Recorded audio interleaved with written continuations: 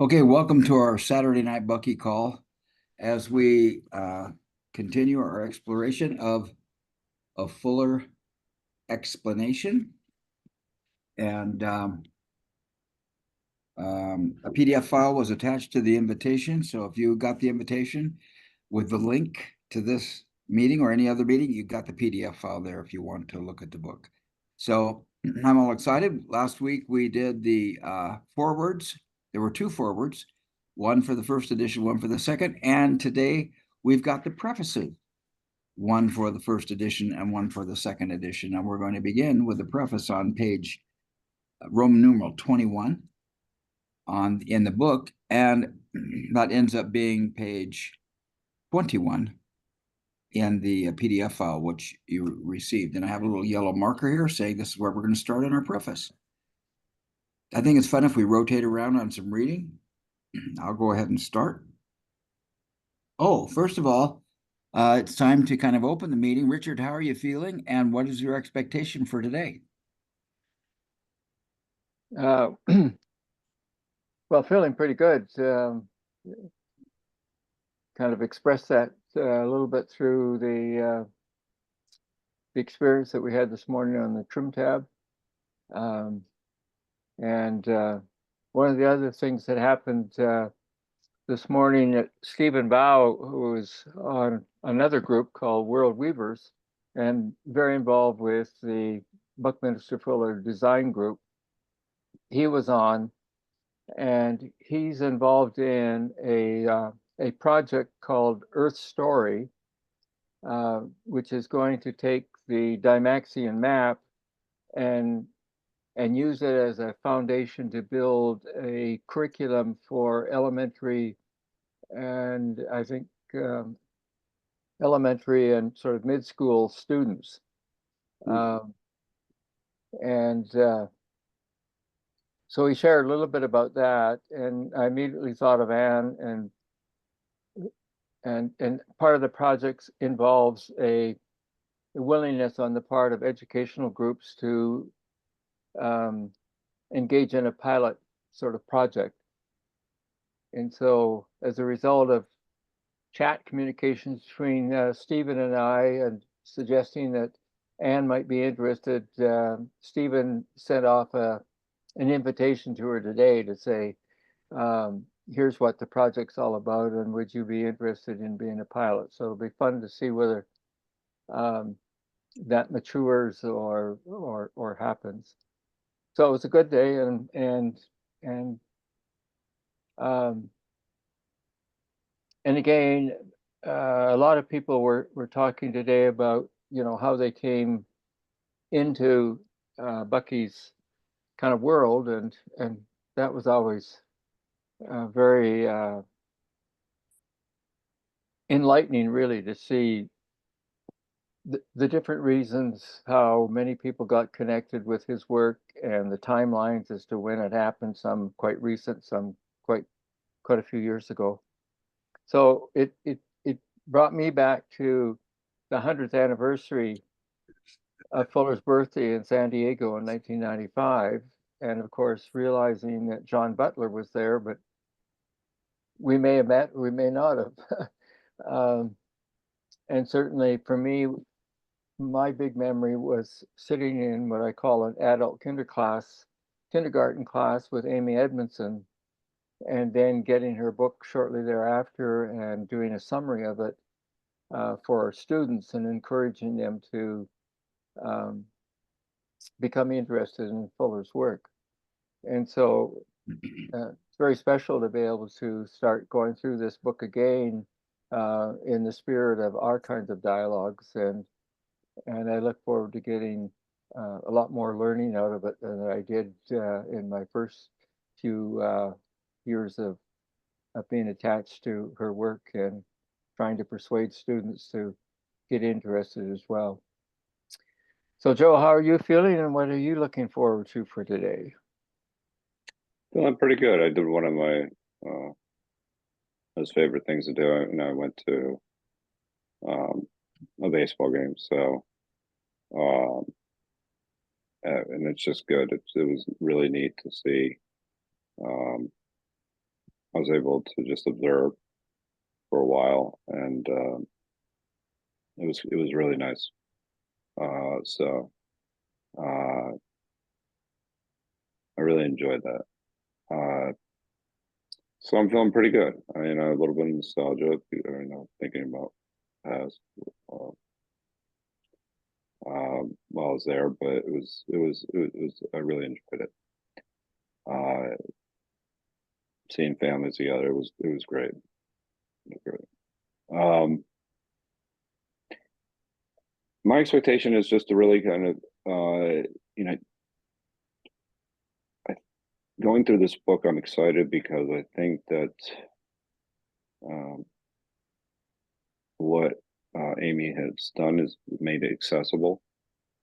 So I think whenever, um, you have somebody that puts it in their own words, put Fuller's ideas in their own words, that it is a different perspective, and it can set off a whole new set of thoughts and understanding, a new level of understanding.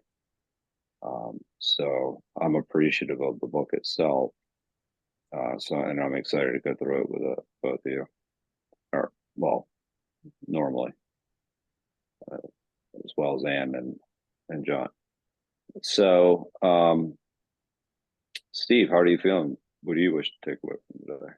Well, I'm excited about being here, and I've looked ahead at some of the diagrams that are coming up. I'm a big picture guy. I like diagrams, and it's exciting because I've already had a couple epiphanies off of this. So, just off the diagrams, and you know how easy. I probably shouldn't get ahead, and maybe I'll talk about it. But I take a square. Well, somehow I was addicted to squares.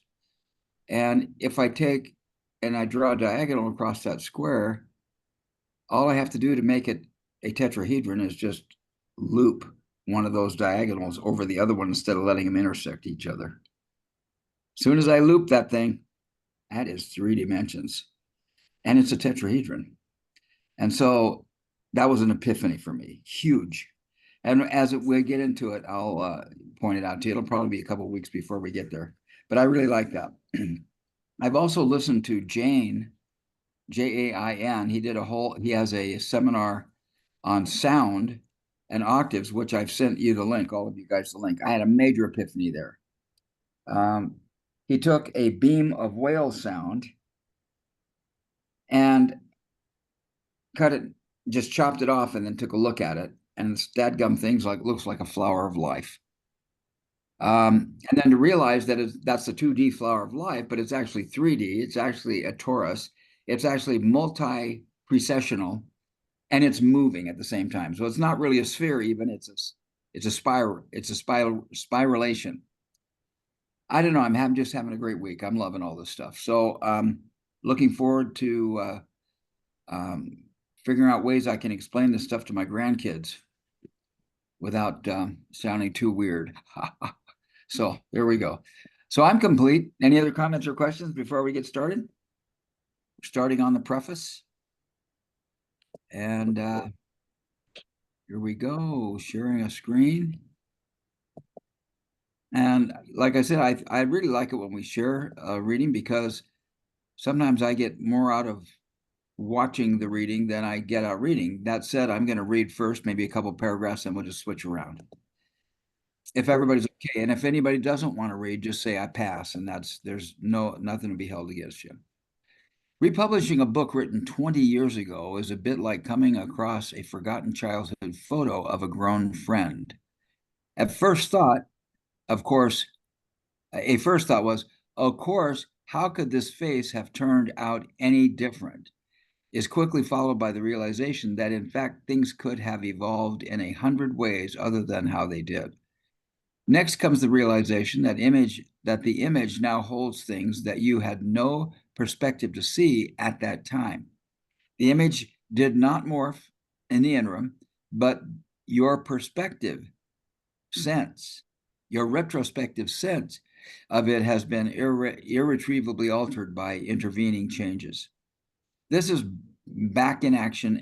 This back in action edition of a fuller explanation is, in all major respects, the same as the prior 1992 book, paperback, and 1987 hardback editions, a selective snapshot of ideas embodied in Synergetics 1975 and Synergetics 2, 1979. But the world around it is greatly changed. Consider, of course, that Buckminster Fuller died nearly a quarter century ago. Many of his close friends and colleagues are no longer with us, notably the eloquent writer Ed Applewhite, who played a central role in helping Fuller document his synergetic principles in Synergetics, and passed away at age 85 in 2005. Crystallographer Arthur Loeb, another friend and colleague, who first met Fuller in 1964 at Boston's WGBH television show, was leading scholar of structure and form, who brought so many others into this marvelous world through his compelling courses on design science at Harvard University. He too died recently in the summer of 2002. So, you know, what I notice is that I have this rock and roll I have a couple of rock and roll music projects. I've written over 65 songs. I perform probably 12 to 15 of them regularly. And we did 7 of them we hadn't done since 1968, 1969, 1970. We performed those tonight. And I would say things like, how many of you remember Hotel Balderdash on TV in 1968? You know, most of those people were even born in freaking 1968. You know, and we did the first rock video in Utah. We did a tune called Let Your Light Shine. It was on Hotel Balderdash, a kids' TV show for cartoons and stuff. And it was on every morning, played every 15 minutes for probably a year. And, you know, there were just monumental things that were huge. It's amazing how many people don't even know what Sesame Street is. That boggles my mind. People don't know what Sesame Street is. My gosh, if you haven't had the Cookie Monster blessing your life, you don't even know, or Count Dracula, for crying out loud, you don't know what life is. But these people at this concert were totally. It just seemed like I thought, wow, man, this is amazing. You know, who's alive? So, and now here we are. I'm reading this book about how the perspective changes and how life can be. And how the people that were so important at the time are gone. So, you know, reading this first couple of verses were perfect for me. Any other comments or questions? No, First paragraphs. Yeah. no. The immediate thing that came to mind for me is just there is a gestation period of ideas, and you know, sometimes people never really get to see their ideas be put into practice. Yeah. So sometimes when people are ahead of their time, it's you know, it's both a, you know, it's a blessing in that you're able to see into the future, and but it's also, you know, you have to live with the fact that you may not see your ideas, you know, become mainstream, I would And say. maybe they never will. Maybe they were mainstream at one point and then they went away, for crying out loud. And it's wonderful to see Buckminster Fuller maybe coming back. I mean, physics is bankrupt, and you know, everybody's trying to find this unified theory, and there's a lot of stuff coming up now about geometric symmetry and that the universe is geometric, and that's wonderful. So, didn't mean to interrupt you, Joe. I'm sorry. And you know, you didn't interrupt me at all. So, and by the way, 65 songs is pretty incredible. I never knew that. Yeah. Well, maybe one day I'll play one for you. Yeah. And then I'll record it and sell it after. All right, good. Yeah, you can say, here's an old geezer. So, Richard, do you have Yeah. any comments on these Well, people? just on the reflection side, and again, this is one of the things that's really interesting with the TrinPav group, because there's a mixture of people who came to Fuller within the last 2 or 3 years. One in particular, out of who lives in Austin, Texas, got introduced to Fuller's work through the with the groups that got started just as COVID started. Space Camp, that's what I'm trying to say. oh, And he's a great sort of technical expert around digitization and that sort of thing. And he's taken on since then this kind of hobby of digitizing everything that Fuller has written, and even others who have written about Fuller. And one of the other fellows on the group from Colorado actually worked with Fuller and spent basically an entire summer on traveling with Fuller to different places in Europe. And he has a very vivid memory, of course, of what it was like to be on a traveling roadshow with Fuller, and to be doing the kinds of things that Joe was talking about just earlier, that you'd work like blazes all day with whatever your responsibilities were, and then in the evening you had this sort of rare privilege, I don't know if you knew it then, of just informally chatting with Fuller as if you were just two guys having a coffee after a hard day's work. So yeah, that's when I read that, and then I also read the 1992 preface, and you think of your own life, of how many people that are still around, some who've gone, and but you still have vivid memories of whatever kind of experiences you had with them. Yeah, so this is really quite exciting to be able to kind of read between 92 and this particular edition. Yeah. The other thing, just might be a bit of a side, but I had a coffee with a longtime colleague in my field in social work the other day, and we've often had sort of kind of academic, scholarly, historical kinds of discussions. And he's conveyed to me several times in different ways, often writing, that he really thinks my affiliation and my probably obsession with Fuller's work is a bit of a crock. And we were having this coffee the other day, and for some reason I was explaining the geometric modeling that I've become associated with, and as soon as I used the word geometric, he interrupted and basically said, "That's rigid. That's rigid thinking," meaning that you are sort of locked into. He didn't say it, but I think he probably meant it in some way. You're locked into an untrue dogma. and, Yeah. and then I tried to bring in the spirit of Boehm's dialogue, and saying that if he could be as strong as he wanted to in that kind of position, and I could be as strong as I wanted to in my position, but if we put them on the table without some preconceived idea that I'm going to, win you over to my view, or I'm going to make your view look, stupid or wrong,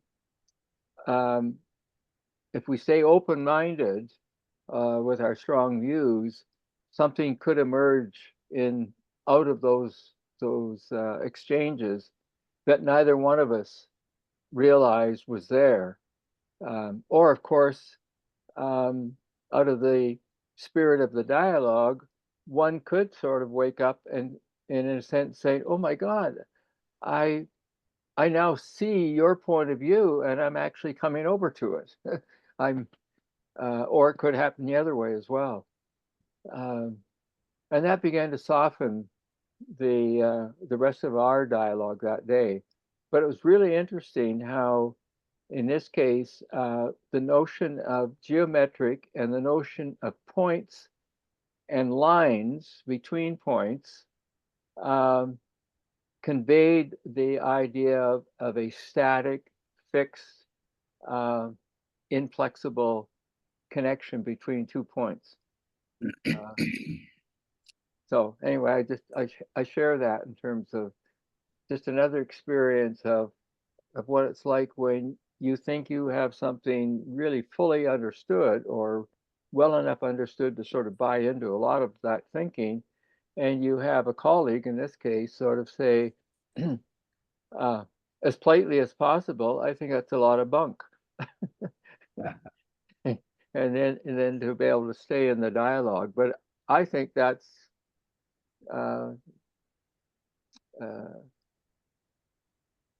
well, I'll go back again, something that Joe said around gestation. That's part of the long gestation, I guess, that it takes. And it goes back to another thing that was being said at the session this morning around this visceral experience of sort of being inside a geoscope kind of system or structure, and this visceral reaction. And somebody then said, you know, in terms of changing attitudes, terms of changing into something that's newer or better, one has to have that visceral experience. And implying it until you do have it, your mind is probably not going to be successful in changing your past experiences or your current sort of beliefs and attitudes. So it'll be interesting to see what we think about how important it is to have that visceral experience along with whatever else might be happening to you to either take on a new way of thinking or to change your mind and lean into somebody else's way of thinking. So I'm And complete. Thank this you. this geometric universe is far from static. I mean, Yeah. I mean, I was ready to punch him in the nose. I mean, and it's amazing how coming back to that cube, that square again with the diagonal lines through it, just lifting one of those up and letting it overlap the other one, all of a sudden the rigidity seems to be totally gone. And that's just amazing. Anybody else want? Well, one other thing along that line, I signed up for a sacred geometry site, and I'm getting all kinds of stuff now from that site, but other kind of sacred geometry sites. And people are posting some of their own drawings, and they're really quite exciting. But somebody posted one today that talked about, well, what it was like a square, and then there was probably 4 triangles inside the square, the left to the right, the top, and the bottom. Mhm. And basically saying how exciting this was in terms of squaring the circle. And my immediate reaction in seeing the picture was saying it's beautiful and how it shows what happens when you use as many sort of angles as possible to stabilize a square. And then I said, it actually, in my mind, is not squaring the circle, but it's circling the square, which is what the picture did do. It did have a big circle around the square. But that struck me as another rooted belief that squares and cubes are the center of everything. Yeah. And it also connects to the struggle we're having, or at least some of us are having in our other meeting about seeing how these volume ratios need to be shifted from the cube as volume 1 over to the tetrahedron as volume 1, and then seeing the ratios that actually give us whole number ratios instead of irrational number ratios. Yeah. And I'm still getting my head around that mathematics, if you want, because I really do want to be able to see it in a way that I can easily say, no, if you go to the tetrahedron as volume 1, then you will see these other whole number ratios. But this diagram today and the caption that this person put on it about squaring the circle reminded me, from my perspective, that we are so locked into the idea that the square and the cube are the starting points. Yeah. Yeah. Um, I think Bucky, last week we read that Bucky, when he was a kid, he wondered how the teacher could draw two lines that had no dimension and yeah. say there was a two-dimensional plane. Well, and the other thing that I remember out of that story too is that the teacher was saying that when you draw a line to the edges of the paper, then it disappears off into infinity. And Fuller ended up saying, no, it does not. It goes around the edge Yeah. and travels around the back and meets up at the front again. And I think he got his mouth washed out with soap or something for being so Yeah. objectionable to what the teacher was teaching. I've had my mouth washed out with soap, so we're going to change the topic. Yeah. Okay. That was one of my mom's favorite things. I must have at least bit 3 bars of soap. I had to bite a piece of soap off. That was it. You couldn't just you had to bite it off, and then it was stuck. Okay, who wants to read from We Have Lost Friends? I can go ahead. Okay. All right, go ahead. No, go ahead, Richard, by all means. No, I should go ahead and do that. I look forward to reading some of the preface of the 92 book, which I was connected to, maybe not that far back, but pretty close. Cool. Please go ahead, Joe. We have lost friends and gained discoveries and technologies. Sometimes I have to remind myself that a fuller explanation was written before the internet and synergetics, before the personal computer. Was there such a time? My children, ages 8 and 6, do not believe it. Bucky, to them, a beloved friend of Mom, to be sure, is otherwise no different from other storybook characters.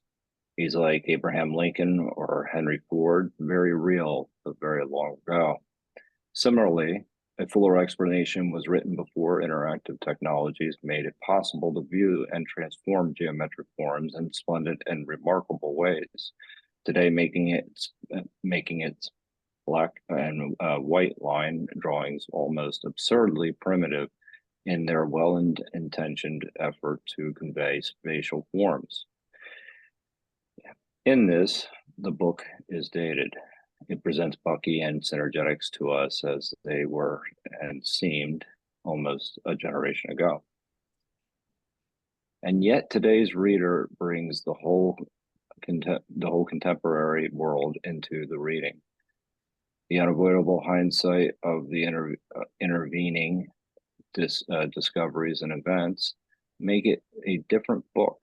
An initial thought, of course, how could it be otherwise, is quickly followed by the dual realizations that one, things could have gone differently, and two, Fuller's grasp of the fundamental principles of structure have proven both prescient and lasting. His discovery of mathematics governing icosahedral forms, first validated by his own fantastically lightweight geodesic domes in the 1940s, has since been resoundingly accredited by nature, by C60 and the nanotechnology revolution. Carbon 60 buckyballs are just the beginning of nature's endless peer review process. There have been unexpected discoveries in knot theory, quasi-crystals, and quasi-periodic killings. The shape of the universe, no less, is believed to be dodecahedral cells. Even information theory increasingly uses models based on 3D polyhedra or higher dimensional polytopes, forgive me. New ideas in fractals, self-similarity, chaos theory, complexity theory, cellular automata, emergent properties, self-organizing systems, and scale-free networks are suggesting that nature organizes herself in ways presaged by Fuller's purely self-taught, self-discovered mathematical thinking. In short, the previously strange notion that space has shape and that thinking has shape, explained as clearly as a non-expert, perhaps over-eager student of Fuller's could manage 20 years ago, is today becoming pervading meme that in many areas might overtake certain classical computational approaches. Rather than to try and to cram the fullness of the current perspective into the prior frame of reference, a fuller explanation is here brought back in action as it was previously published. In this way, it presents an accurate glimpse of history through which we hope to influence the future. That will be the job of its new, in the now, readers, whose ability to influence the shape of things to come is limitless. Amy Edmondson. Cool. I mean, What's the date? April Oh, 2007. 2007. Yeah. Cambridge. So it's amazing when you think, almost 20 years later, what would she write if she was writing the preface today? Yeah, I mean, it would be.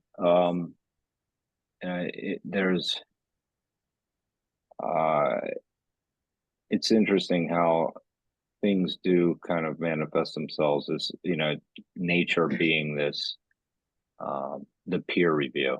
I really liked that specific use of that term. Because, something like nature is enduring. Yeah, I heard And, something today that was a Bucky quote apparently, which I don't think I've seen before. But the quote is, "Triangulation is the nature of nature." Yeah, I mean, I think that's, and I think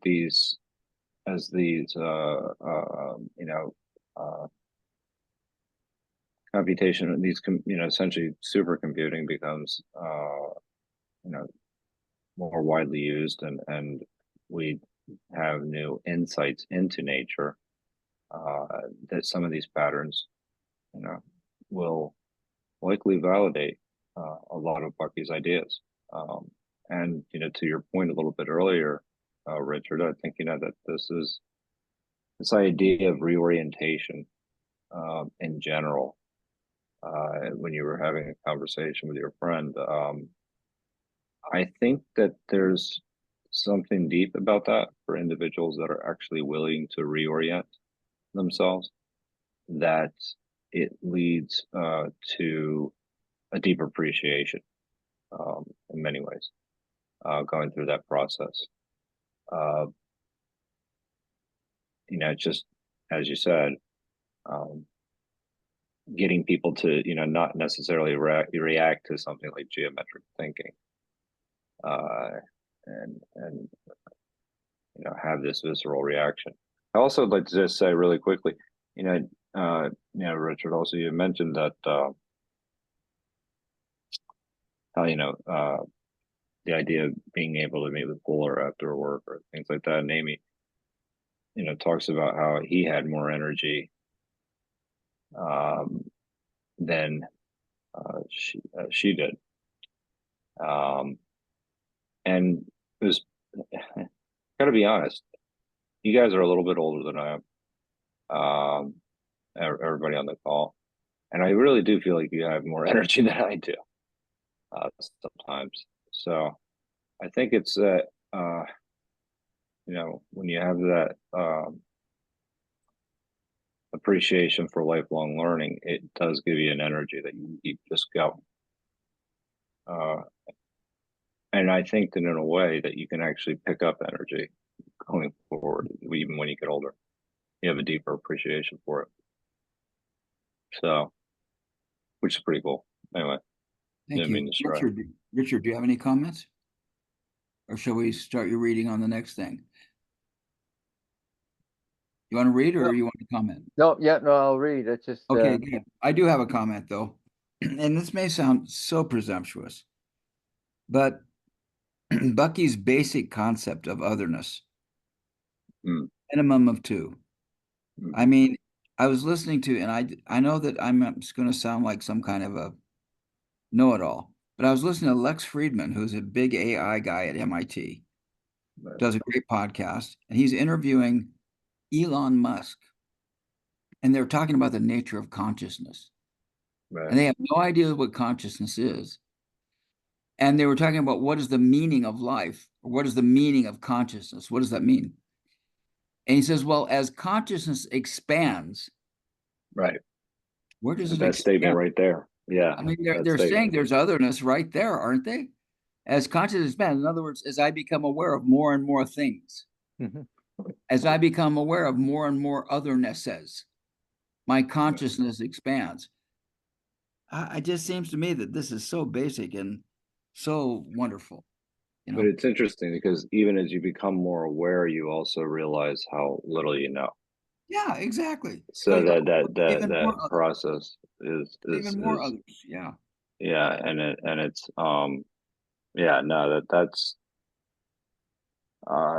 that's something where well, I mean, I guess that's where you get the energy from. Yeah, I think so. You'll have it too, Joe. Okay. yeah, Get through some hormones, Joe, and you'll have it. Yes. Those damn hormones. Go ahead, Richard. Well, I just wanted to pick up on this. The unity is not one at minimum two. Yeah. And I was thinking about it in several different ways just recently. One of them actually was it's really sparked by the right now it's the politics in your country, and the notion of the United States. And if I look at the United States as not one, but it's plural, minimum two, then anybody who believes it that way then really cannot back away from the integration, or what's often recalled as the bipartisanship of bringing those two, if you want, into a working relationship that emerges with things that are better for everybody than if just one side or the other was the dominant force. And then that I moved off of that and starting to think of university education to some extent, but it's just in general, this idea of art and science. And art and science has often been separated out as if there's art and there's science. And when you apply the pluralistic definition of unity, then all of a sudden you realize that no, minimum two means art and science. And again with the United States, and it applies here in Canada as well, because we have a federation which has a federal government and provincial governments. And they've worked out constitutional sort of jurisdictional priorities where some things belong to the federal and some things belong to the provincial and some things are joint. But again, if you think of it in that sense, unity is not one, it's plural, minimum two, then that means the states and the national government have worked together. It's this, or individualism and collectivism has to work together. Right. And whenever we're trying, whether it's at a political level or at some other level, trying to make the case that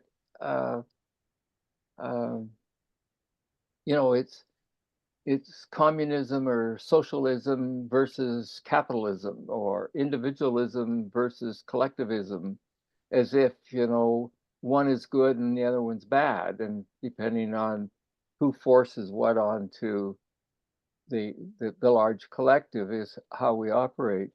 When again, it's not one or the other. It's minimum minimum two. It could be many more things than just two. But so anyway, that's kind of where I'm at with this, and I can read out of my book as well.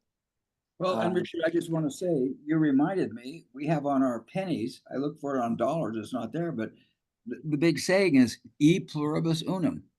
Out of Many, one. Right. And that's so forgotten. You don't, you won't hear a Democrat or Republican talk about that. No. No. Cool. So read from your book. I'll open the screen up for those who want to follow along. So that's good. Okay, the preface to 1992. Buckminster Fuller has been alternately hailed as the most innovative thinker of our time and dismissed as an incomprehensible maverick. But there is a consistent thread running through such disparate reactions, the point of which there is little disagreement is the difficulty of understanding him. Not surprisingly, then, Fuller's mathematical writing has not attracted a mass audience. Rather, synergetics has been sort of a Fuller proving ground into which only the engineers dare to venture.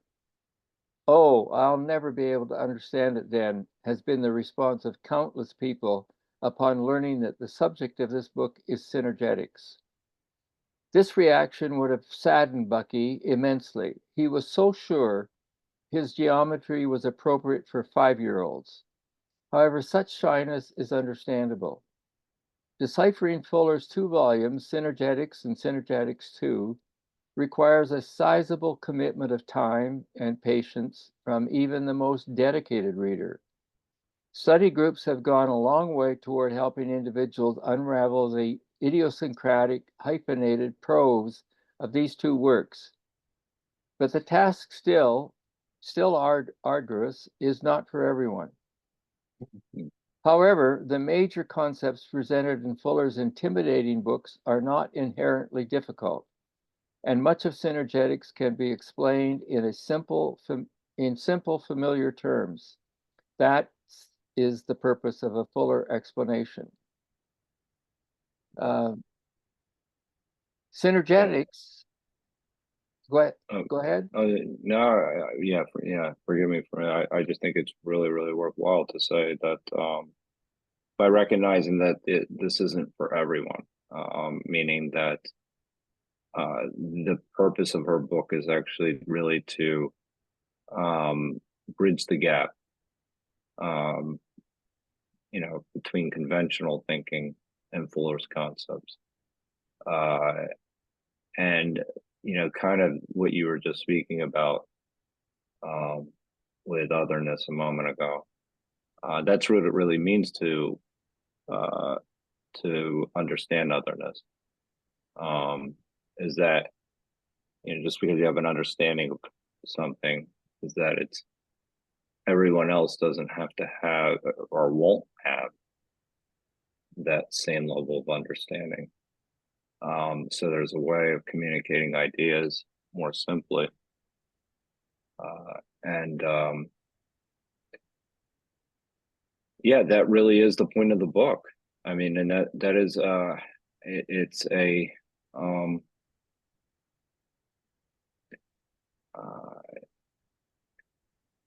it's an act of kindness, I guess.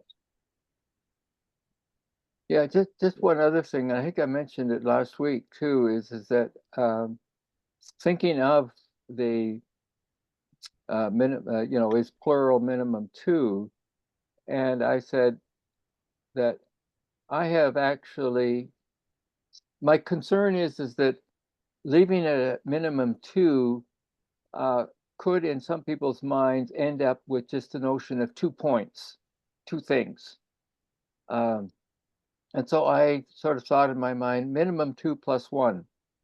And the plus 1 is the relationship or the line between those 2 points. And to me, that's also in the self-awareness, otherness, the line between is the awareness part. That in order for the self to be able to connect to the other, there has to be awareness, which sort of to me says there has to be a relationship. And in order to have a relationship, there has to be otherness. And so in reverse order, no otherness, no relationship, no self.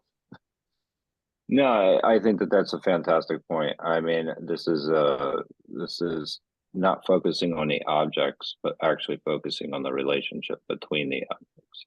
Yeah, is what you just captured, and that is a deeper level of awareness. And as Steve was just saying, the idea of consciousness expanding and it being others, that is what essentially it was saying, is that the idea that your consciousness is expanding beyond the objects themselves. Yeah. And then you are looking at what is it that ties the objects together? What makes them, what creates meaning. And so I think that is well said. And yeah, especially when you put it in the idea of the context of awareness, I very much appreciate that. Now, wouldn't it be fun if Fuller was alive today and we could sit down and say, well, we really like what you said, Fuller, but you're incomplete. You need to add to that statement.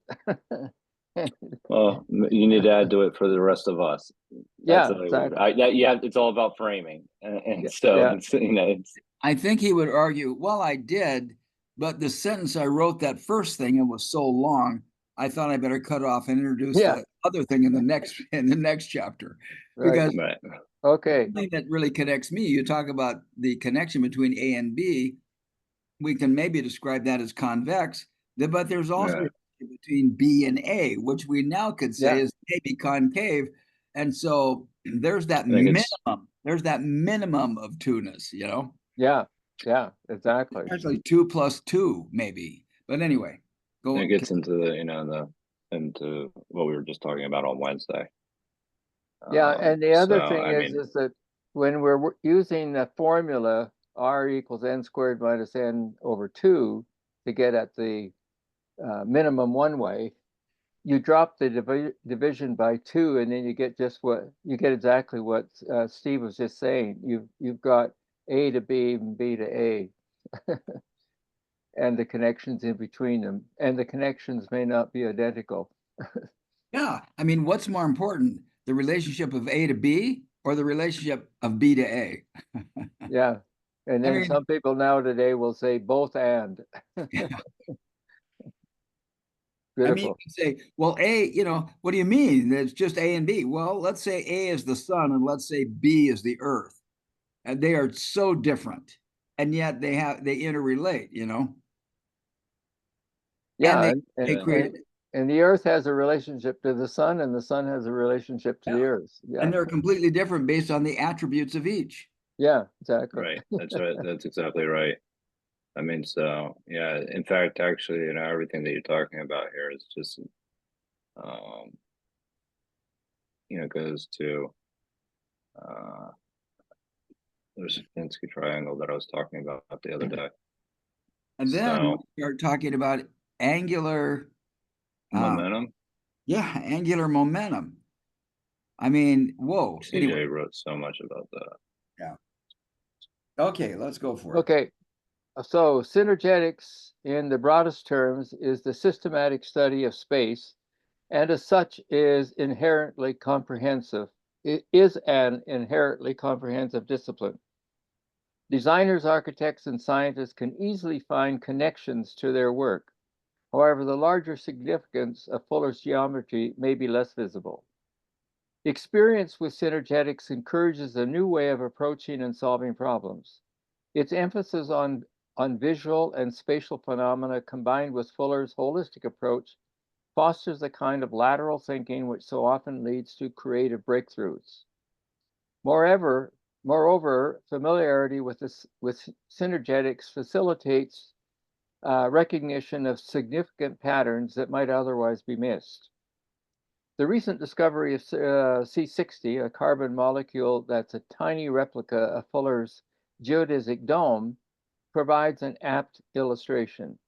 In naming this new molecule, Buckminster fullerene, scientists Harold Kroto and Richard Smalley have lightheartedly acknowledged a debt to Fuller for enabling them to identify this geometric configuration, occurring on a scale far too small to be seen directly. As a result, almost a decade after Buckminster Fuller's death, his name can be found in some newspaper or magazine on a weekly basis due to C60's far-ranging implications for science and industry. Scientists have speculated that buckyballs may wait a minute, may revolutionize, industrial lubricants, plants, plastics, and even lead to superconductors that carry electricity without resistance. Buckminster fullerene's structure is what Harvard's Arthur Loeb has called a truncated icosahedron. Bucky called this particular geodesic shape the hexapent dome. The rest of us call it a soccer ball. Whatever the label, this structure is characterized by inherent stability and the efficient use of space.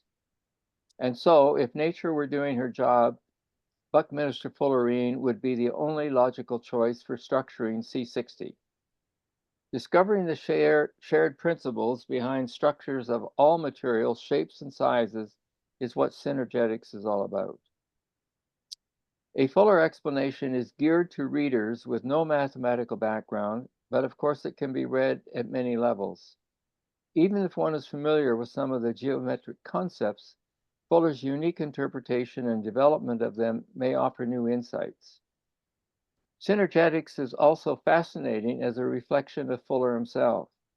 His wide-eyed appreciation of nature and human invention alike exudes from his expression of this geometric concepts.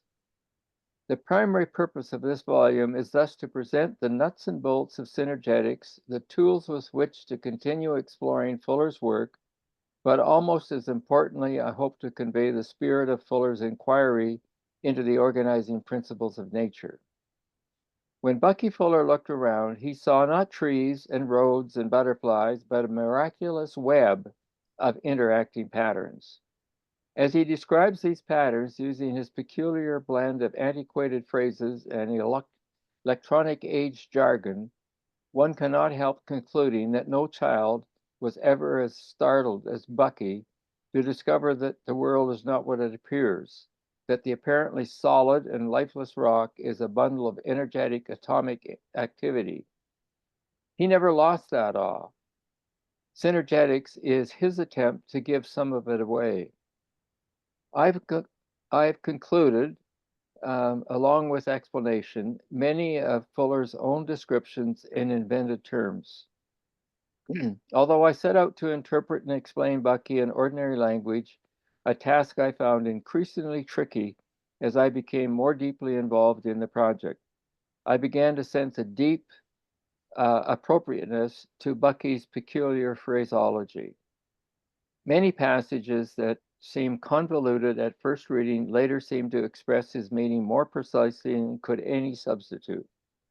As I quote Fuller often in this book, readers will be able to judge for themselves. Amy Edmondson, Cambridge, Massachusetts, April 1992. Very cool. Well, cool. Next, we have acknowledgements. I guess it's my turn. Arthur Loeb first introduced me to the intricate structure of ordered space through his wonderful course at Harvard University.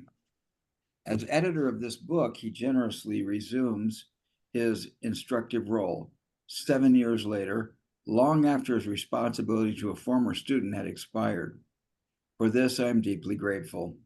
Dr. Loeb has perfected the art of gentle criticism, and it was an extraordinary privilege to have had this exposure to his kindness and wisdom. I'm greatly indebted to Bucky's family, especially Allegra Fuller Snyder and Jamie Snyder, for their enthusiastic endorsement of my decision to write this book. Their commitment in making available information about Bucky's work and life has enabled a fuller explanation to exist. I also want to thank John Ferry at Buckminster Fuller Institute for his assistance in locating photographs. I'm grateful to many people for their encouragement and inspiration, but above all to my parents, Bob and Mary Edmondson, whose support of this project was indispensable. I want to thank Martha Lursky for her eager and skillful. Her help was invaluable. Also, I profited enormously from the insights of many who have attended Synergetics workshops, but to none am I more indebted than to Daryl Mullis, Tony Perry, Martha Stiers Perry, and Carrie Fisher. Ooh, I wonder if that's the Carrie Fisher. Yeah. You think it is, Richard? I don't know. I saw that myself just now. Yeah. Mark Carpenter provided that constant sustenance that nurtured this book and its author throughout the writing process. He contributed many of the drawings, hours of editing, and most importantly, his inexhaustible intellectual curiosity. Finally, Bucky was and remains an endless source of inspiration. He was the best teacher and friend any 20 or 21-year-old entering the real world could have had. It would be redundant to try to express my gratitude for his experience here, for this is what I hope this book will do. Cool. Yeah. Readers. I mean, go ahead. no. Go ahead. Joe, you want to read Note to Readers? Oh yeah, no, I can. Yeah, no problem. Note to readers: quotations from Fuller's Synergetics Explorations in the Geometry of Thinking, which is organized into numbered sections and subsections in such a way that each paragraph is given its own reference number, are followed by the numerical section referenced in parentheses. Passages from Synergetics 2 further explorations in the geometry of thinking will be referenced likewise, with the addition of the letter B after the section number. An index of synergetics appears on page 326, immediately preceding the general index in the back of the book. Quotations are reprinted with permission of Macmillan Publishing Company, Macmillan Publishing Company in New York, from Synergetics Explorations and Geometry of Thinking by R. Buckminster Fuller in collaboration with E.G. Applewhite. Copyright 1975 of R. Buckminster Fuller, and from Synergetics 2, further explorations in geometry of thinking by R. Buckminster Fuller in collaboration with E.J. Applewhite. Copyright 1979 by R. Buckminster Fuller. Glossarized terms, which that's really important. See glossary page 315, are indicated throughout the book by a dotted underline at their early or key occurrences. You know, this page may actually seem a bit formulaic, but that last line, I have an incredible appreciation for someone that has such an understanding and goes ahead and cross references. She's dotted and dotted underline at the throughout the book. Shows a strong, like the fact that she's captured those key concepts and is able to do so. It demonstrates an incredible level of understanding. The fact that she can capture those concepts and she knows them so well, because that's what a glossary is. It's defining these concepts, and without that, without understanding that clearly, identifying the patterns in nature is impossible. So another way of reading that is that you go ahead and say she understands the importance of words. I mean, it may seem insignificant, but it is a big deal. It is a big deal, especially with these words, because just when you think that you know the word they're using, look at that glossary and find out that you don't. You really don't. No, that is no, that's a very powerful statement. And I mean, I thought about that the whole time anyway. I mean, you have to have if you're working yourself, way through this. And she's also built these models. Cool. Okay. We now get to jump into the introduction.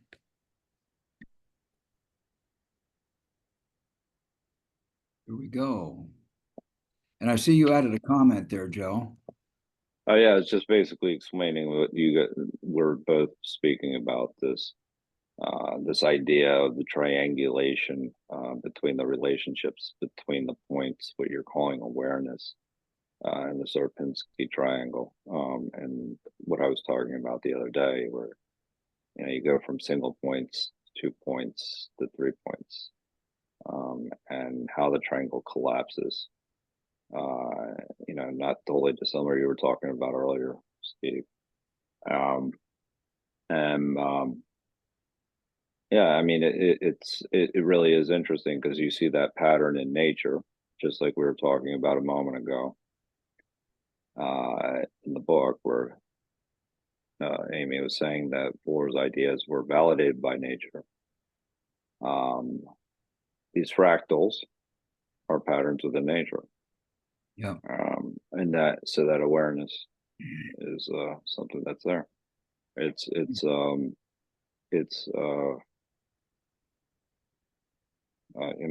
don't know. It's just interesting, and then from there, the idea of understanding how our perception is limited, and how ideas of like recursion fit in, how things keep collapsing. Yeah. I mean, but again, it begins with the awareness of self, right? So and then you realize other. Yeah. Cool beans. Okay, the introduction. Richard, is it your turn or who care to read? Yeah, no, that's okay. Well, yeah, I mean, that first statement starts to bring into perception or to into memory that I was there. Cool. And it was long before I even ever heard of Bucky, and even when I did hear of Bucky in relation to the U.S. Pavilion, it was like information straight over my head. Didn't I had no awareness or no knowledge of what it was all about, other than it was just a beautiful structure. Anyway, the scene is Montreal, 1967. Travelers from around the world emerge from a subway station at the expo site and catch their first glimpse of an enormous transparent bubble. Looking and exclaiming, they gravitate toward this strange monument, which is the United States Pavilion. And few notice the stocky, white-haired old man straining his slightly deaf ears to glean their reactions. Buckminster Fuller, plain disinterested bystander, along with Anne Hewlett Fuller, his wife of exactly 50 years, is a triumph eavesdropper. The candid observers have enthusiastically approved his design. 15 years later, he recalls that summer morning with a playful grin, clearly enjoying the memory of his short stint as detective. And I can almost see him there standing next to Anne, silently sharing the knowledge that the years of perseverance, ignoring skepticism, and disapproval of his mathematical work were vindicated. Bucky is such a gifted storyteller that I also imagine that I can see the huge geodesic sphere reflecting the midsummer sun, and it looks more like one of nature's creations than architecture. But it is steel, plexiglass, and human ingenuity that have created this glittering membrane, which was in 1967 the world's largest dome, spanning 250 feet and reaching an altitude equal to that of a 20-story building without any interior support. More than just the millions who visited Expo 67 have admired this architectural feat, and humanity has found countless other uses for this geodesic dome, as evidenced by the 100,000 such structures of various materials and sizes that are sprinkled around the globe. However, the synergetic geometry which lies behind Fuller's remarkable design has remained almost completely obscure. The goal of this book is to catalyze a process which I hope will continue and expand on his own to rescue Fuller's fascinating material from its unfortunate obscurity. ACE. Cool. The next page we plop into return to model ability. Do you have the photograph there? Photograph of what? Well, there's the photograph, or no, there's a photograph that's on the same page as return to model ability. There isn't in my book. Oh, okay. And it's kind of a close-up or a closer-up picture of the dome in Montreal. And what's interesting for me when I look at it, I see hexagons, and I can see I can see the two-dimensional tetrahedron, the triangles, but I have a hard time seeing the pentagons, and it sort of reminds me of the error that that Croto and Rice and Swally made when they were working on building the model for the C60. And they thought from memory, somebody's memory, well, both Croto and Smalley visited Expo 67, so they saw that picture, and they recalled it being made up of hexagons. And so when they tried to model hexagons and expect them to curl up into a sphere like the dome, it wouldn't happen. The hexagon pattern just kept rolling out like chicken wire. And it was until Croto or Smalley apparently, not Rice, Smalley at Rice. The other guy was Curl was his name. But when Smalley was frustrated at the middle of the night trying to make this damn thing work, somehow or another he realized that there was pentagons involved as well, and so he started putting hexagons and pentagons together, and that's when it started to curl. And he got that soccer ball kind of shape.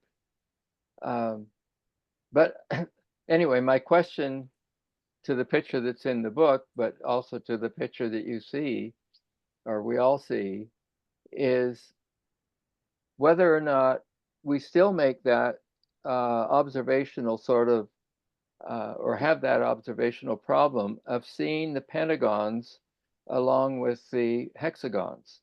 I don't see pentagons, Richard. Yeah, I see hexagons everywhere, and triangles everywhere. triangles everywhere for sure.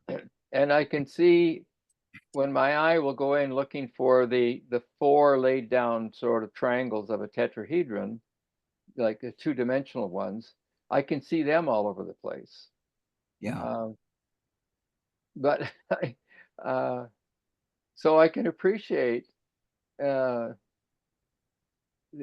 this visual is kind of what those guys experienced as well, how they miss the pentagon part to begin with. Where is the pentagon part? I'm still missing it. Yeah, I make the same mistake.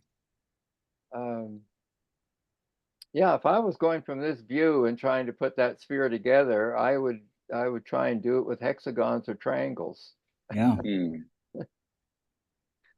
And anyway, I wanted to sort of see whether or not it was just my eyes that were missing the pentagon, or whether No, I'm missing it too. Yeah, the pentagon isn't there, Richard. No, it's obviously there. That's what makes it curl. Yeah.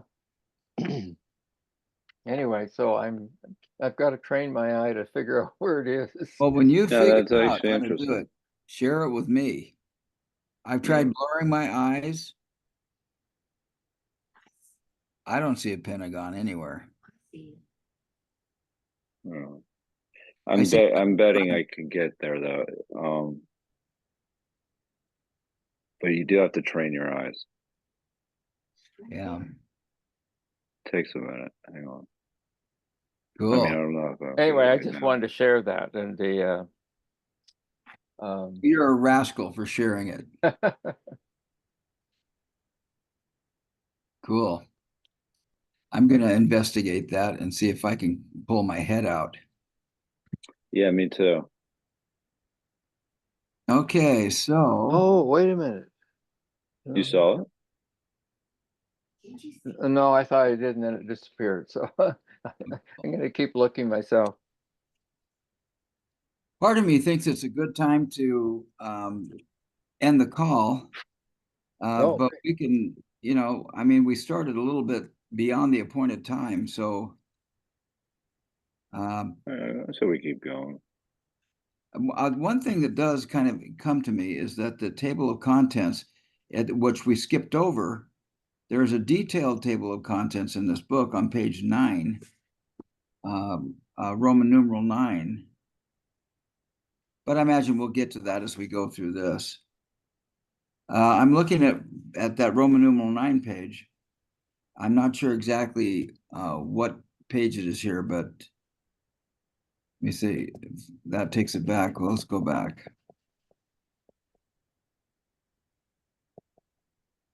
Okay, there we go.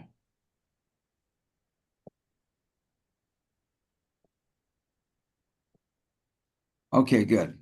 Return to model ability,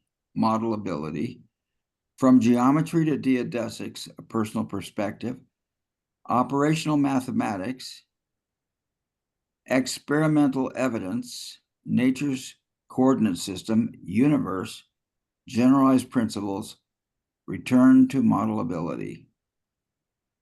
That was what we're hitting over 17 pages. So, you know, if we want to tackle it, we'll tackle it. What do you guys want to do? I mean, I'm good. Are we but saving I'll leave it up to you. for next week, and then that way, Anne may be able to join us, and we'll be more, or maybe John. Yeah, that's fair. That's a fair thing. Yeah, that way we can start from the beginning and bring in. What do you think, Richard? Yeah, no, I think that's a good idea to, because I think it's really valuable and important to for Anne's participation Yeah, for lots of reasons, for the exactly. rest of us and his input, but also just seeing the if you want the unfolding through her educational system and Yes. approach that seems to be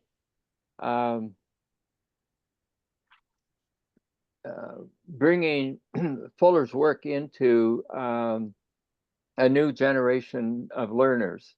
Right. And that's what's exciting about what this Stephen Baugh is doing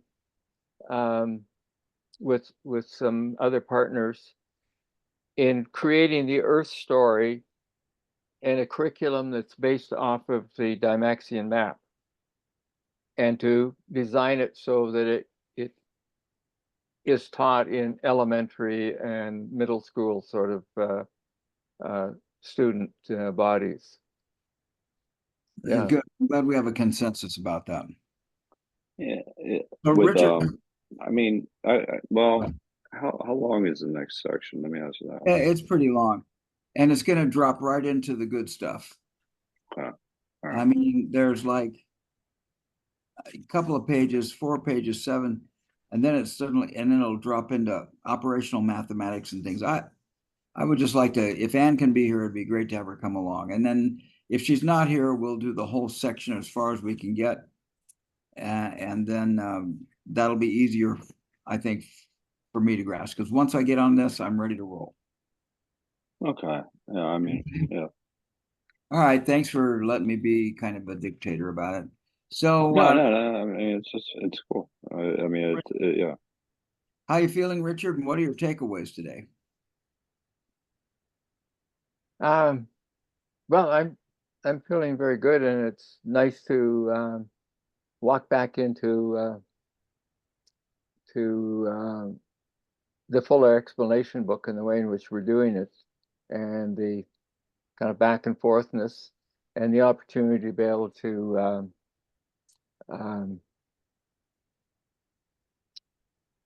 well, I'm becoming more and more sort of attached to the word or the language of facilitation, in contrast with the language of teaching.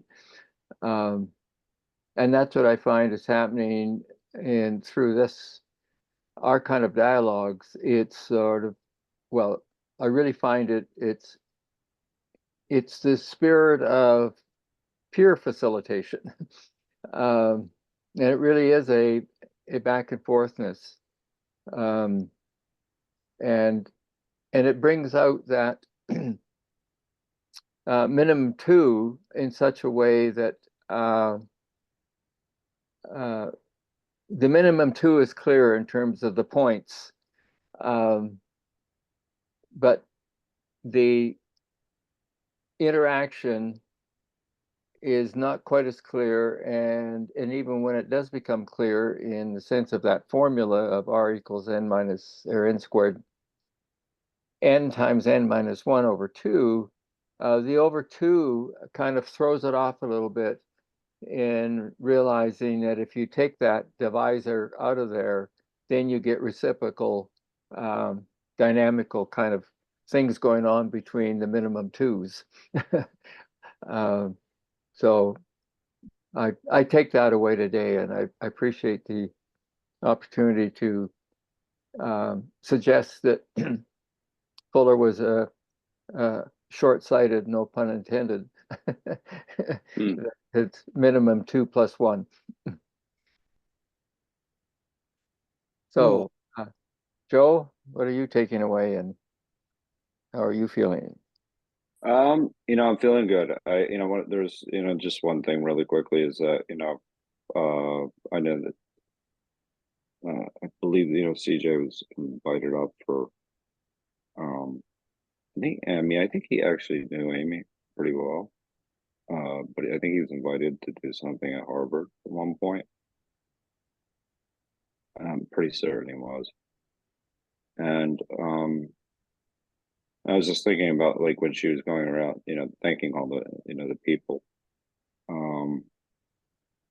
Having CJ out there was pretty cool. Because he was never an individual that really sought that environment. So Amy must have really thought something, by having him up there.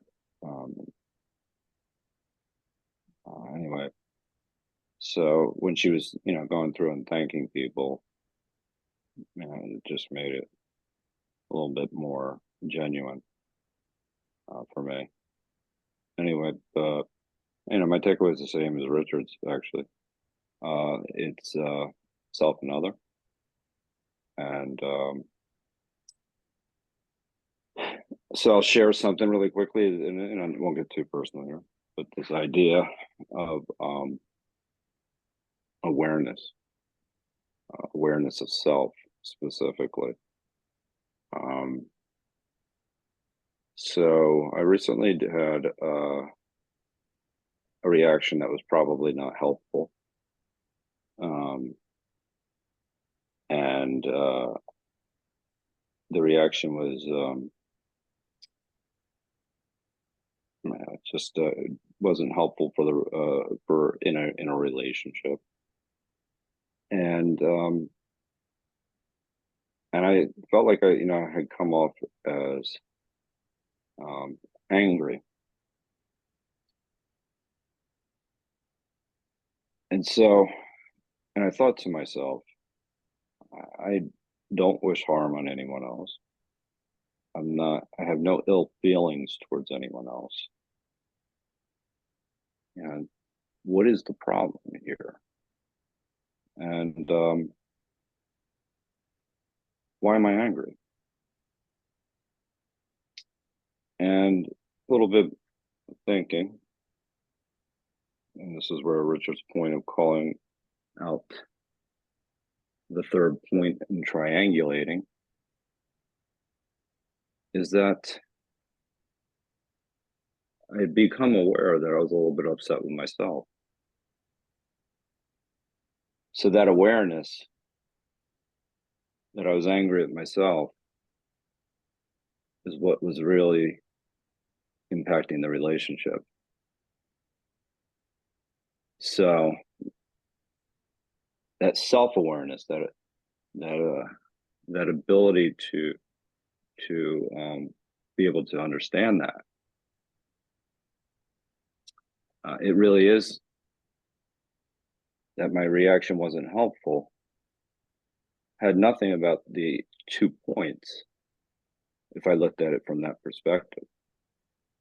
I mean, there's a self and other, but the real awareness is understanding the self and your relationship with the other. And being upset with myself, and now being aware of that, I can confront that. So, and that helps the relationship, and then it's triangulation.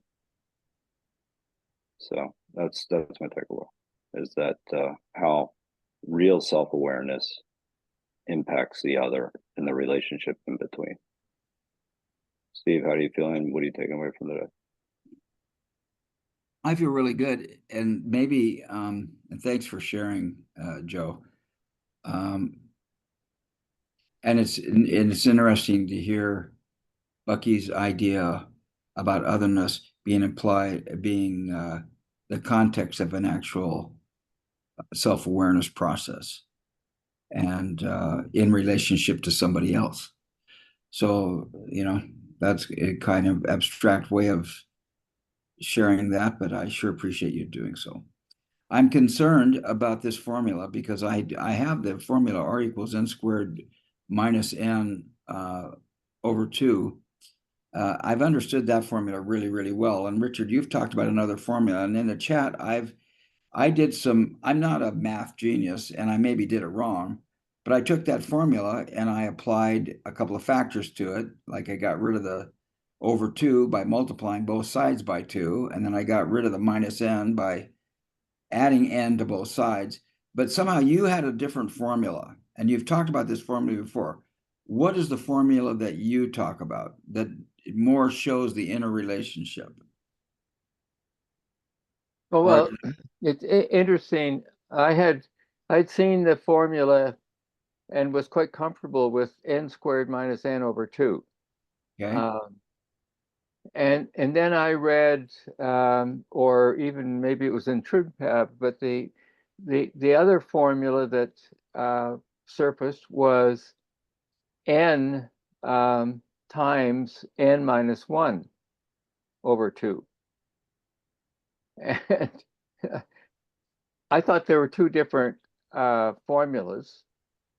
And I eventually asked Kirby Erner, help me with these two formulas. And he came back probably smiling, but he said, just basic mathematics. N squared is, n times n. yeah, and it's n times n minus 1 in brackets. And so when you extend it out, you then get, no, wait a minute. What you end up getting is,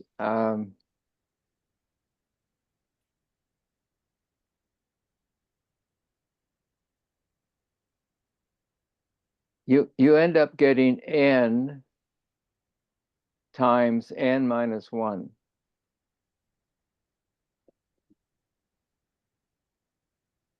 Oh, how did,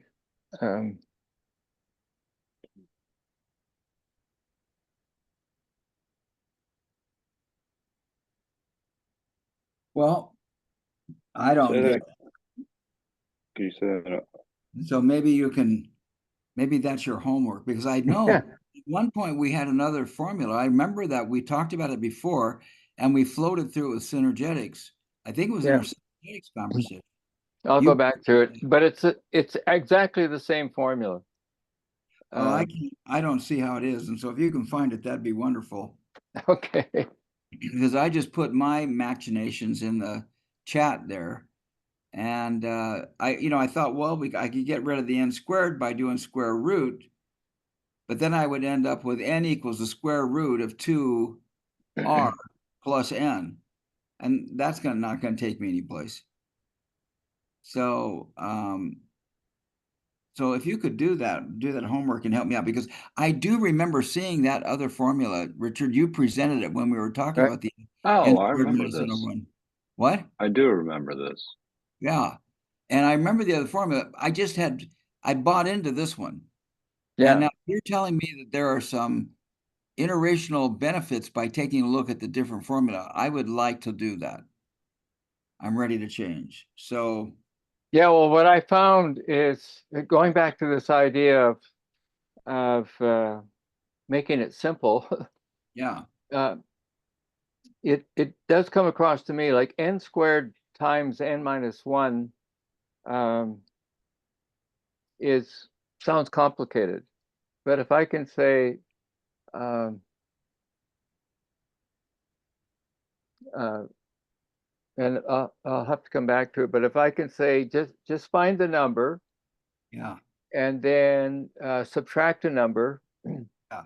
like subtract 1 off that number, and Yeah. then multiply them and divide by 2. So it's just like in the tetrahedron, find the number 4.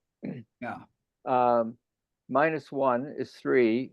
4 Yeah. times 3 is 12. Divided by 2 is 6. yeah, I got you. That is the formula. That's how it works. And I think when we talked about it, you, I got it both ways. But I was so locked into the n squared minus n over 2 that I didn't consider this. Now, you like this formula n times in brackets n minus 1 over 2.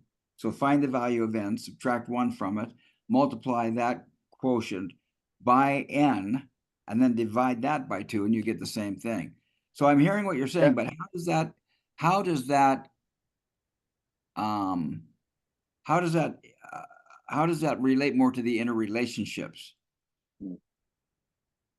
Because I guess you're not dealing with any squares, and you're simply taking n, subtracting 1 from n, and then multiplying that by an n factor again. I don't know. I need to understand how that helps me understand between the relationships.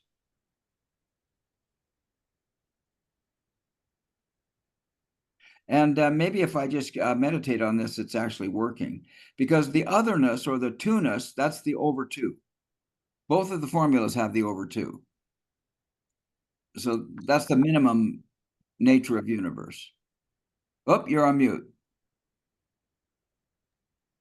The idea of the over 2 is that you just get the one-way relationship. You're just that. But I if see. you take the minus 2 away, then you double it. And when you go from 6 to 12, then it's the whole idea of the AB relationship and the BA relationship, and then all Right. of those All right. So I now see configurations that. Well, you said if you take the minus 2 away, what you meant is if you take the divide by 2 away. Yeah, I'm sorry. Yes, the Then you divide get the by 2. convex and the concave. Right. And that's the same Everyone- thing as the triangle up top. That's the same exact equation that we were just talking about with Yeah. how the Sierpinski triangle works. Okay. So I'm not sure Oh. what you just said, Joe, but I'm going to say if I don't divide by said- 2, I have concave and convex together.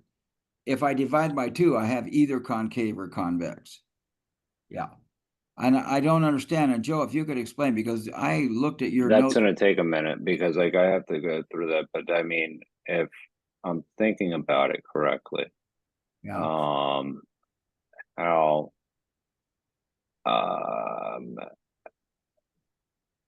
how you go from, let's see, Maybe if I just follow the 6 instructions you put in the chat. right, but if you go from,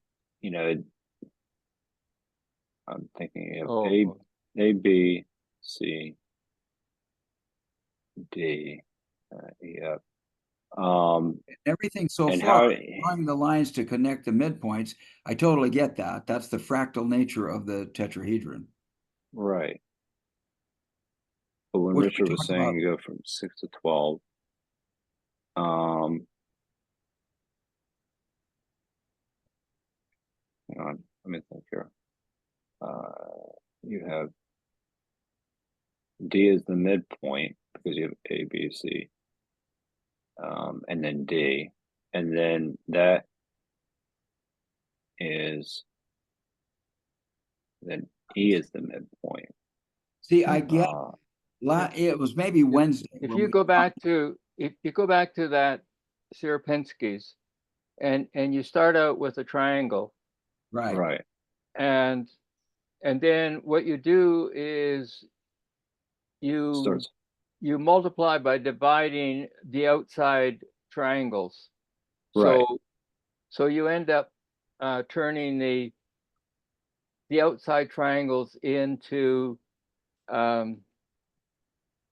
if you want 4 more, Right. and the middle one stays empty or stays open, And then when you go to the next one at the next level and do the same thing, and you leave the open one Right, open, and you keep doing that repeatedly, right. you get the Sierpinski triangle. Triangle. Yeah, And you always have the middle triangle of the four clear or open or whatever. And it Yeah. just goes on like that forever. right. And you say So middle, for example, the other formula in terms of a fractal is that you divide all the triangles at their midpoint and connect them. And so you just get this unfolding number of smaller and smaller triangles that you want, or tetrahedrons. But this way, if you modify the formula a little bit to say you just divide at the midpoint of the outside triangles Right. and not the inside one, then you get the repeating Sierpinski triangles. okay, I just put this page, this web page in the chat. So if Yeah. anybody wants to ponder what we just said, No, that's definitely something that is it's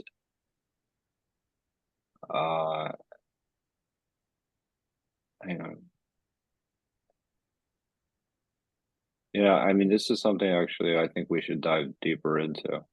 Yeah. tackling this For a on, couple, yeah, even there's a link to even one of the articles in there, and I'd seen this before. In the middle, it's I'll put it in there. Well, actually, this won't make sense if I put it in there.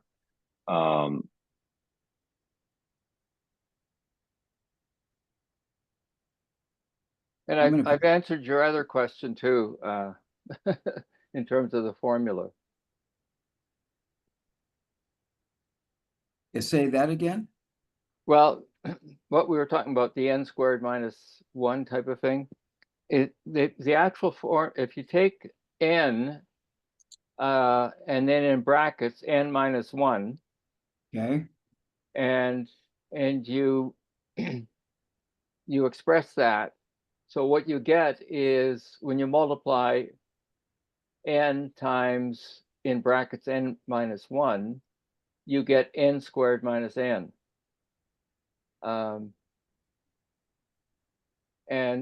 And so what Kirby was showing is that if you just take n multiplied by n minus 1, you get the 4 if you want the tetrahedron, and n minus 1 is 3. So just play it out that way and say it's 4 times 3 instead of 4 squared minus 4 4 gives 12 over 2. So it's the other one's a bit of a more complicated, some might even say convoluted way to get to the correct answer. When, as Kirby said, well, it's just very simple. Just take the n times 1 less, multiply them, and then divide them by 2 to get the minimum interconnection. okay. I want to, because we're on this and we've spent so much time on it, I really want to demonstrate this to everybody. So here is the formula in cosmography where, and hopefully I can get this to come up. I am. I remember going through this with both you and Right. Richard. This is where Bucky introduces this formula, n squared minus n over 2. So everybody's really squared about this. And so, and by dividing it by 2, in other words, if you look over here, I can't get my cursor to move because of the way that, see, I'm doing all sorts of weird stuff I can't. But look at AB. AB has one line for it. That's because it's been divided by 2. If I didn't divide it by 2, it would have 2 lines. It'd have a line connecting A and B and a line connecting B and C. Right. By dividing it by 2, I'm looking only at convex or concave, which is the way the human brain sees things anyway. Right.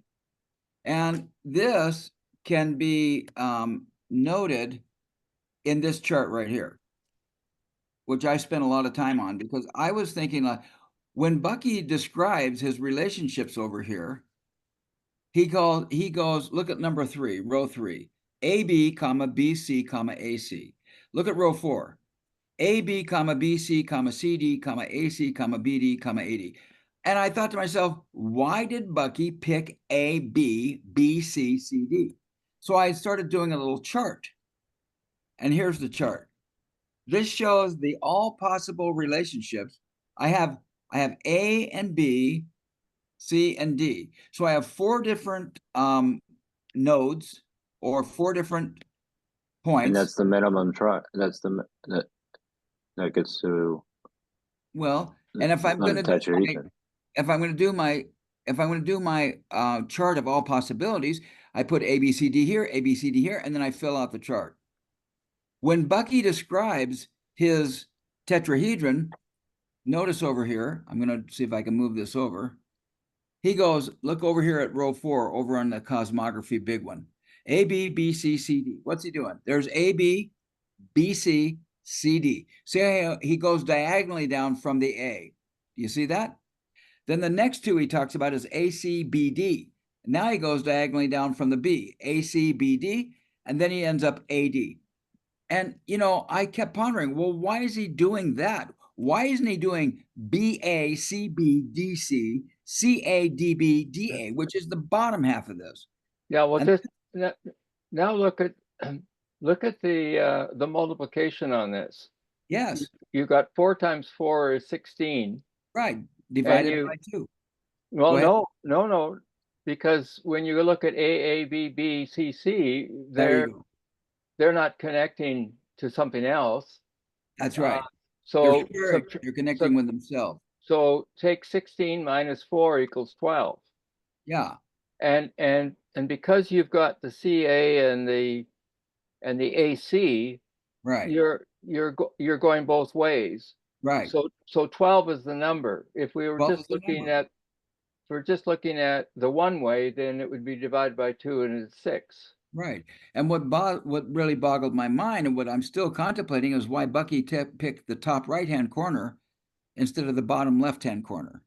Why didn't he say BA? No, he said AB. So it's just curious to me. Yeah. Now go back though to what you first said in terms of the one line connecting the 2 dots. Okay, right, on row 2. Yeah. And so there you get 1 squared Right, times n minus 1. So that's 1 minus that's interesting. So you got to go yeah, N. 1 minus 1 equals 0. No, N is 2 in row 2. N is 2 in row 2, number of events are 2. So N squared is 4 minus N, which is 2 divided by 2 is 1. Right. Yeah, no, I'm sorry. I was at the dot above, right? Okay, good. And when you multiply it out, you'll end up with 0 as the answer. So if you take this chart of ABCD, ABCD, and you simply draw your diagonal through the squares and just eliminate the bottom half, that is Bucky's description of a tetrahedron. And that's the divide by 2. Say that again. Say that Yeah. really quickly again. If you take a diagonal line, this the AABBCCD, draw a line through Right. Yeah. and just eliminate everything to the lower left, you end up with Bucky's description. That's absolutely right. The upper right. Yeah, And there's divide by 2. That's divide by 2. See, And the if you other don't thing do- that's interesting for me on that number 4 Yeah. is that when you put those 4 dots in sort of a triangular relationship and connect them, you can see the 6 interconnections. Yeah. This one's interesting when you do it in a horizontal or sort of linear way, and then you connect them the way he's done it there. You get the same 6 interconnections. And what's interesting for me then is that if That's somebody interesting. is used to kind of a linear horizontal sort of distribution of dots, and then you get them to be able to connect everyone in a way that they're all connected, then they can see that picture you just highlighted. And I think they'll see it quicker than they would if you were trying to make them to draw a tetrahedron. Yeah. And then you can go from there into saying, well, here's another way that you could put those four together by moving those dots around in such a way that you get those four triangles instead of the four kind of loops that you see on this one. And there's your ABC, Yeah. four nodes, and there's a sloppy tetrahedron. But Yeah. that is a tetrahedron. Yes. Yes. It's just a sloppy tetrahedron. Yeah, no, I had this experience. I should show you the picture at some point, but I was at a kind of a First Nations college Oh, can you put that back up?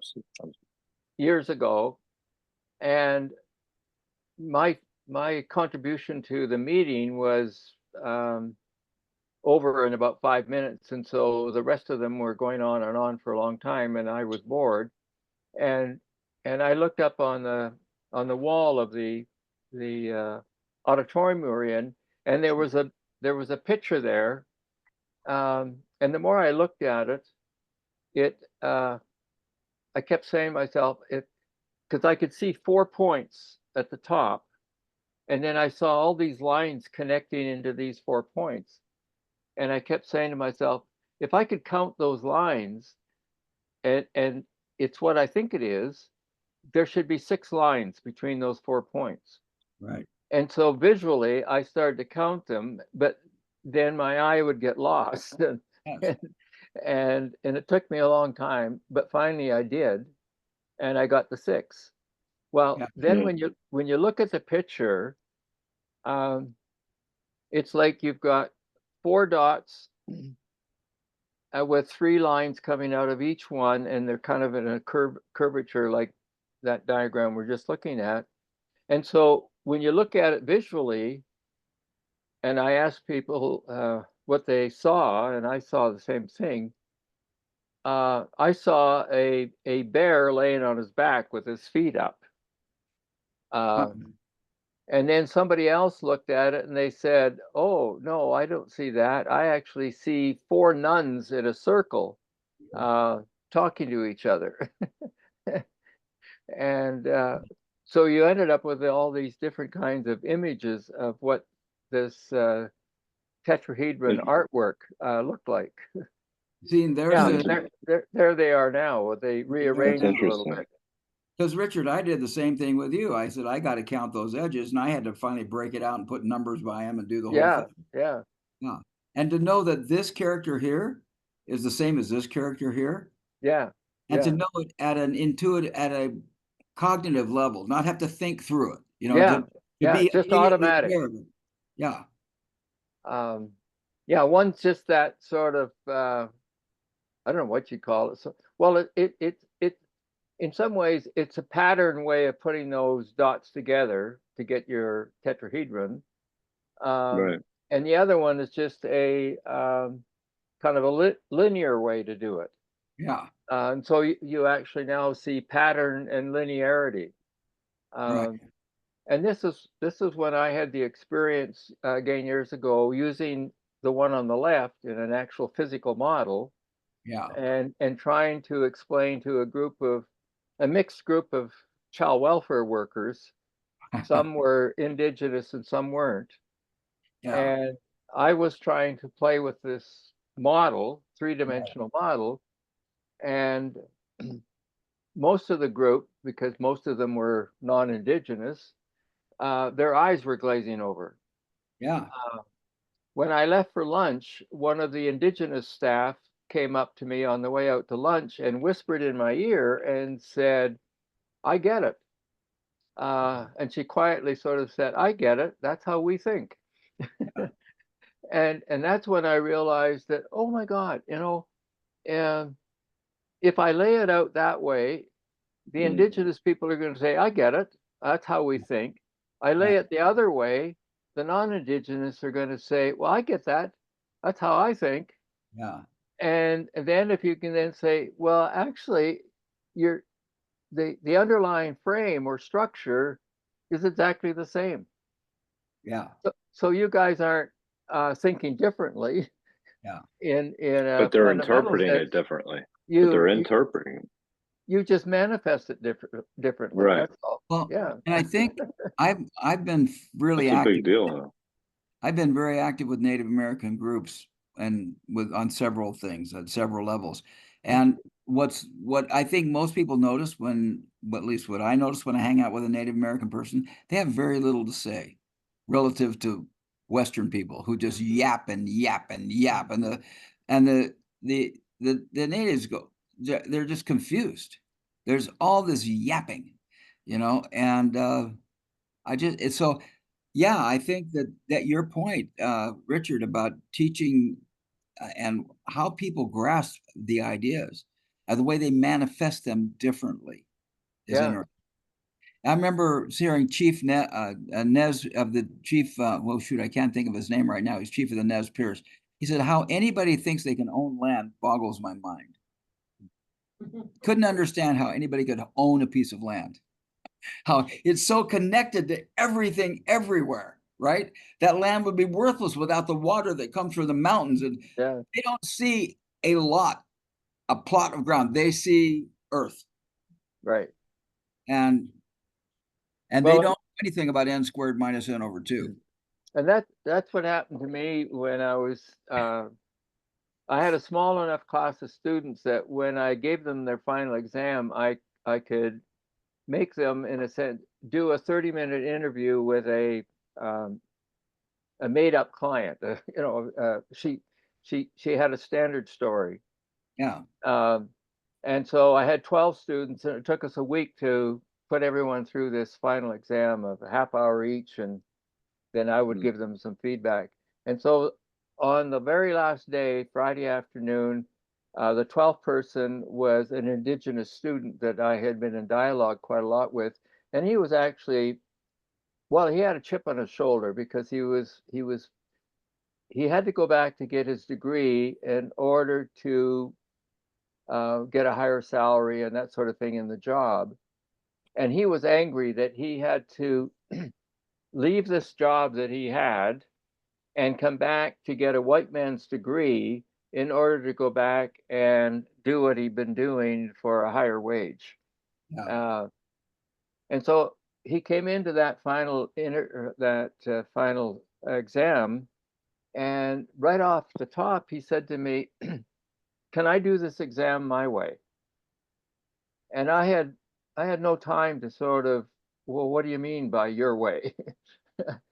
I had to go on the trust that had built up between us over the course of the term and kind of looked at him and then said, yeah, you can. And so what he did is he started out and he did what everybody else did is a hello, what's your name? This is my name. How can I help you? And he started to take the first response that he got from the person and he started to weave it in a story form. And you could see her eyes go, what the hell is this guy doing? and and right away you had a quick impression of what it's like to be in somebody else's culture and try and get along in it and try and figure it out. Yeah. And most sort of non-indigenous people don't have to worry about that very often. They're kind of in the culture. Anyway, so then he would weave the story and then she would say something else and he would weave that further into the story and it kept going like that. And and she started to get into the rhythm. She felt okay with it. And we had also given her instructions that this is the story that you have to stick to and don't go too much into your own personal sort of life if you want. um, well, she started to go into her personal life. And and at the end when we debriefed it, she was saying, oh my god, this, I mean, this was a really kind of earth-shattering experience with this guy. And she said, you know, I knew I wasn't supposed to say much more, you know, too much about my own life, but I was so in it with him that I couldn't help it. It just started to come out. And she said I felt very comfortable with it, and me watching it, I didn't see that he was doing anything that was throwing her off or upsetting her or anything like that, Or and violating the code of ethics. or violating the code of ethics. So it was a beautiful, beautiful experience of an actual client, if you want uh, a made up client, but still a client who had played out the same story every day through 12 different interviews. And she was also asked a number of times about, don't you get bored? I mean, uh, with the same sort of story? And she said, no, because actually each one of the students that was interviewing me, they do it slightly different. And so it adds a new dimension to my own experience of playing out the client. uh, and so what I thought, you know, might be a very boring 5 days after one or two interviews, she was saying, no, I'm quite excited about each one of those students that comes in and start to interview me. And then she was just like, I was blown away by this guy. He he was, well, I guess in what you and what we now talk about in terms of taking a holistic perspective, that's what he did. And she was frightened of it,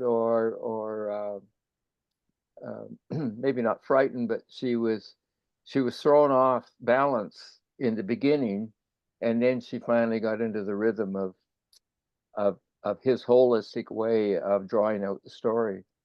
Because normally, I suppose you think, well, we're going to keep getting a part, add another part, and add another part, and then we're going to eventually be able to say we have the whole story. uh, but anyway, thank you for the chance to sort of uh, be the the Western babbler on this. Well, I think it just added some major insight. And I hope I didn't finish my takeaways because I want to finish my takeaway. Okay. And maybe, and if anybody else has anything to take away from this conversation, that's totally appropriate. You know, I think I understood relationships. In fact, my sensibility about it is I stopped in my own personal, we talked about how in this book we just read how important glossary was.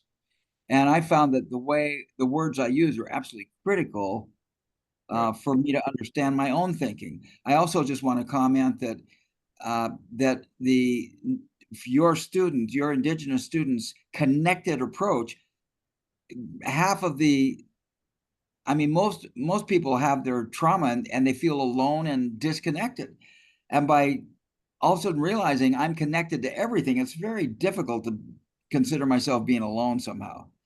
And I don't, you know, you probably have something to say about that, but in my own life, I have stopped using the word relationship. I'm using the word interrelationship because it demands something more than a relationship. You know, there's an old saying, you know, amongst the initiates that or among the students, it is when the student is ready, the teacher appears. But in the initiates, it's when the teacher is ready, the student appears. Right. And, you know, there's this, it's not divided by two. Right. Woo, just so exciting to me. So the word interrelationships is critical to me. I've had some big zaps. Thank you for explaining the formula, Richard. I really get it. Yeah, I appreciate going through that formula, everyone. I mean, because it makes a whole lot more sense now. I mean, n squared, you know, n squared just makes it a math thing. Yeah. But I can understand n times n minus 1, right? No squares involved. Right. And then if I want to know the reality, I don't divide it by 2. Right. I stick with the 12. And if I want to get depressed and psychotic, I can divide it by 2 and experience 6 and be all alone. Yeah. and not have my inner connection to reality. So thank you so much. And you know what? We were inspired by ending early because here we've gone now 5 minutes over, but we've taken the time to, I think, hit some really meaningful stuff, at least for me. I'm so grateful. And Yeah, I'm thank you. Anybody else have anything to share? No, I mean, it's just, no, I very much appreciated going through the tetrahedron and like that. It really kind of puts it into context for me. Also the article I posted in there, it just talks about how, it's like a parent-child relationship. And if you think about it in terms of parent-child, Cool. there's takes two to make a child. So it's interesting in that regard how there's, two in order to create one, and then there's three.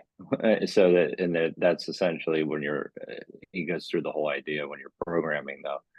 But even if you have ontologies, right? You have a person, right? Then what is a person? Whether it's a mother or father, whether the mother or father, how the mother and father has a child, like, right? So you can start to see the relationships, the ontological relationships. And actually, yeah, there's something that uh,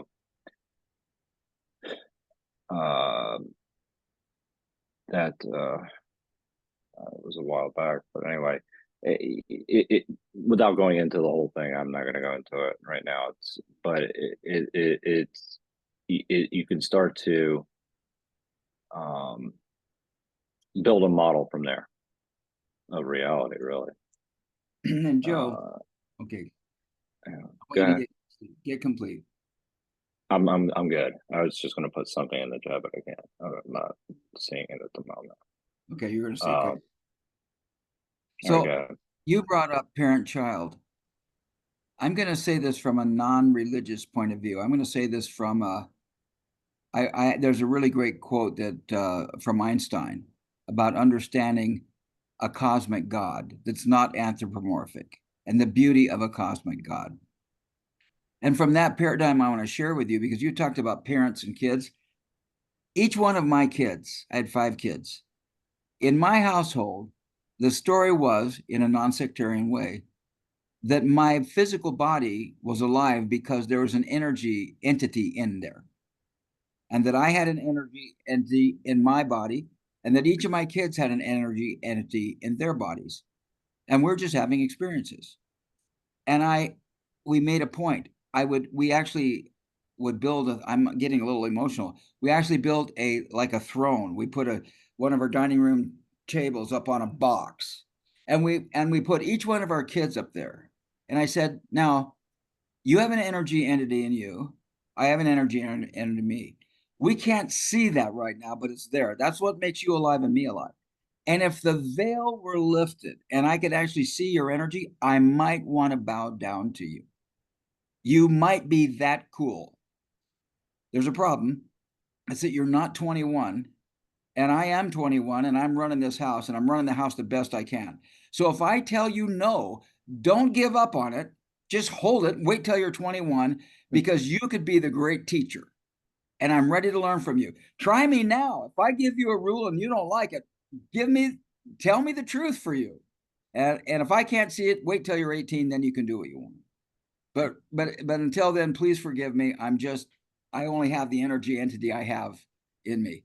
But my kids love that. They all really had a sense of like, whoa. And my kids are all super productive. I mean, my kids have built businesses. I mean, they're the best kids. And I'm sure that, Richard, you've got good kids too. Joe, just hang on. You'll get through it. And and so, but I got to say, this interrelationship thing is really important. I never let my kids think it was an A-B relationship. I let them know there was a B-A relationship going on too. So anyway, thanks for letting me share. Thank you.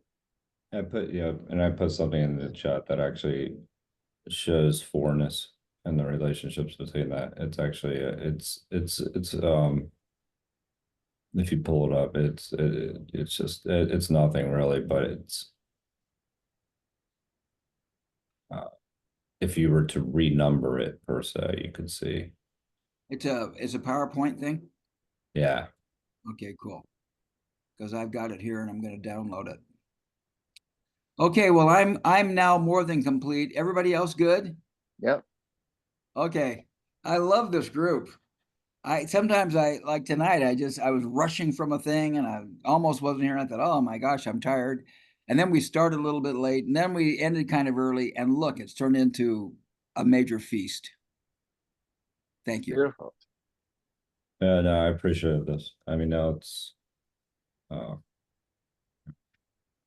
context is good. Good. Okay, see you next week or when we see each other again. Take care. Bye-bye. And I have a friend who thinks sees the pentagons in that thing. I'm gonna go work with her right now and see if that actually happens. And I'll And report. I actually saw them in other diagrams too. I saw it. The Pentagon? Yeah, there's five there's 5 hexagons around a pentagon. Okay, I'll check that out. That Yeah. makes sense to me. That's what I remember. That's what a Yeah. soccer ball is. So Yeah. anyway, all right. Talk to you later, all. Okay.